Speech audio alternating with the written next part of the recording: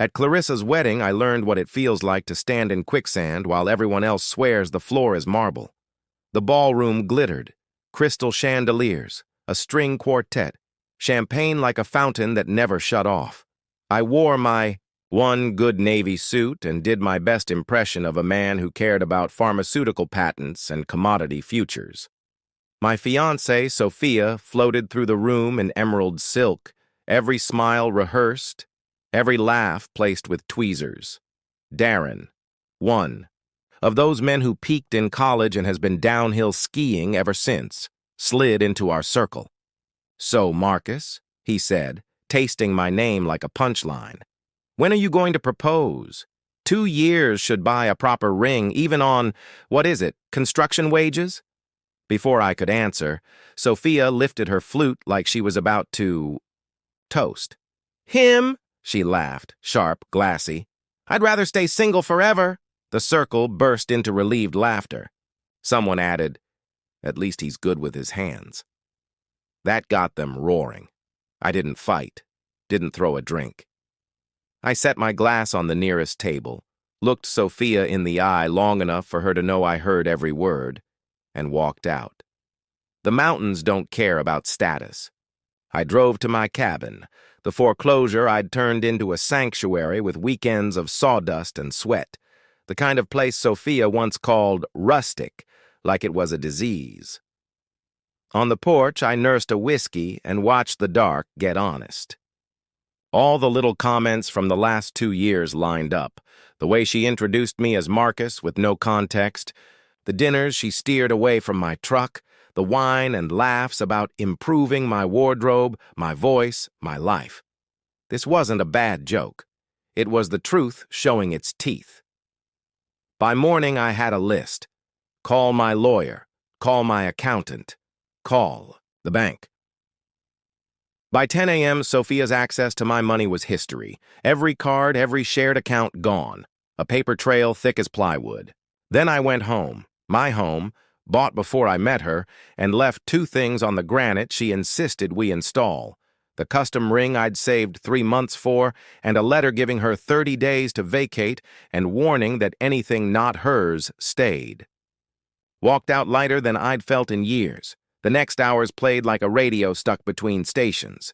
Voicemails from Sophia ping-ponging through denial, panic, bargaining. By mid-morning, she stormed my office in yoga pants and red eyes. "It was a joke," she said, reaching for my arm. "People say stupid things at weddings." "It wasn't a joke to me," I said, stepping back. "I'm just finally listening to you." Cue tears, then anger. "You'll never find anyone better than me." Maybe. But I could find someone. Decent. Her family launched the counteroffensive. Evelyn, her mother, called with a silk-wrapped lecture about not throwing away a good family. Translation: know your place. Her brother Adrian came in person, all client management sincerity. "She's under pressure," he said. "One bad night shouldn't cost the future you two planned." The future we planned was based on a lie. I told him. She planned to change me. I planned on being respected. He left promising I was making a big mistake. I went back to work. Day 9 brought the fireworks. My buddy Jake in Nordstrom Security called with the play-by-play. Sophia tried 3 cards on handbags worth a mortgage payment. Declined, declined, declined. She melted down, called the bank, demanded a supervisor. The universe did not bend. That night, she called me a financial abuser, a controlling monster, a petty man threatened by a successful woman, sometimes all in the same sentence.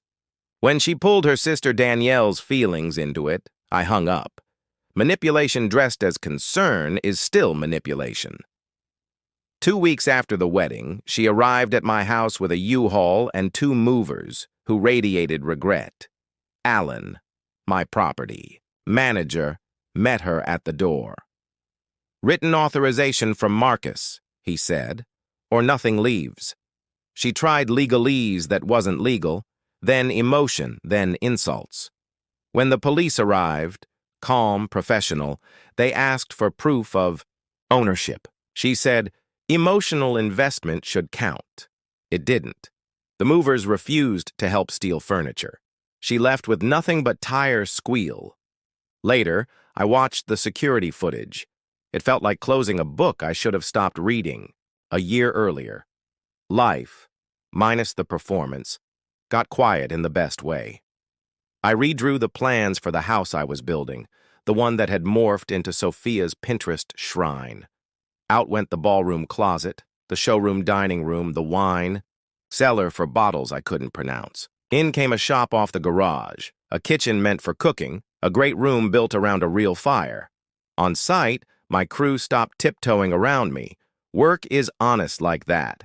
That's when Claire walked onto the property with boots that had seen mud, a cap for sun not fashion, and a notebook full of questions I actually wanted to answer. She was a landscape designer who spoke drainage, soil, and maintenance instead of status and optics. "You want pretty?" she asked. "Or functional?" Functional. Good. Pretty is easy. We spent an hour walking acres and talking in. Straight lines, native plants, water paths, how to make spaces you actually use. Dinner happened by accident. Greasy burgers, cold beer, no show. She stole a fry without asking permission, and it felt like respect. Sophia kept rewriting history. According to the gospel she preached in shiny bars, I'd been threatened by her. Success, intimidated by her degree, controlling, possessive, insecure. It might have stuck if not for Danielle. We met at a coffee shop where they still serve coffee. "I heard what she said about you," Danielle said, tired and blunt. "Not just at the wedding, for months. The jokes about your job, the apologies, for your truck, the way her friends called you her charity case. The wedding wasn't a slip, it was the finale. Truth has a way of snapping things into focus you'd already seen." Sophia lost her job soon after. Turns out retail meltdowns and missed client meetings don't look great in quarterly reviews. Two of the same friends who laughed loudest at the wedding hired my company, one for a deck, one for a kitchen. I took the work. Not to prove anything, to build something solid, which is what I do. Over burgers one night, Claire asked why I hadn't torched Sophia back at the reception. "Because then I'd be her," I said. "Winning wouldn't have given me my dignity. Walking away did." She raised her beer. "To not existing for people who don't deserve you," I clinked. "To being wanted exactly as you are. Here's what I learned. Respect isn't a renovation project. You can't sand someone down until they fit your friend's furniture. Love doesn't survive contempt, and contempt always leaks out. First in tiny jokes, then in toasts. The most powerful thing I did that night wasn't a speech or a scene. It was setting down my drink and refusing to argue about my worth. 2 weeks later, Sophia was on her sister's couch begging me to pick up. I didn't. I was too busy drawing rooms I'd actually live in, signing jobs for people who finally understood what my hands could do, and sitting across from a woman who liked the sawdust under my nails. Sometimes the cleanest revenge is a clean exit.